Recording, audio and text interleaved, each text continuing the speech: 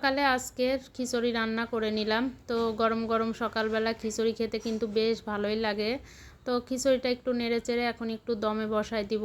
এরপর এই তো এখন খিচুড়িটা কিন্তু হয়ে গেছে, একটু ঘি দিয়ে আবার একটু নেড়েচেড়ে দিব। আর খিচুড়িতে এরকম নামানোর আগে একটু ঘি দিয়ে দিলে কিন্তু খুব সুন্দর একটা ফ্লেভার আসে।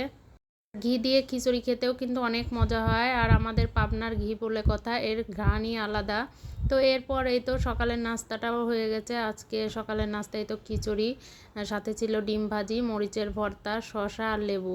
খিচুড়ির সাথে তো আমার কাছে মরিচ ভর্তাটাই সবচেয়ে বেশি পছন্দ। তো এখানে সকাল সকাল কিছু ছোট মাছ আনা হলো, আর মিশালো মাছ, পাঁচ মিশালো মাছ খেতে কিন্তু অনেক মজা লাগে। আর সকালবেলার মাছ একদম টাটকা ছিল মাছগুলো, কিন্তু ছোট মাছ কাটতে আসলে অনেকটাই ঝামেলার কাজ। তো এই তো মাছগুলো কেটে ধুয়ে পরিষ্কার করে নিয়ে আমি এখানে ধুন্দুল আর একটা আলু দিয়ে মাছগুলো চচ্চড়ি করে নিয়েছি। টাটকা মাছ চচ্চড়ির কিন্তু খাবার স্বাদই আলাদা, মাছটা অনেক মজা হয়েছে। এরপর আমি এখানে ভেন্ডি ভাজি করে নিব। তো এই তো আমি এখানে পেঁয়াজ মরিচ একটু ভেজে নিয়ে ভেন্ডিগুলো দিয়ে দিলাম। তো দিয়ে এবার ভালো মতো একটু ভাজি করে নিব। আর ঢেঁড়স ভাজিটা কিন্তু খেতে বেশ ভালোই লাগে।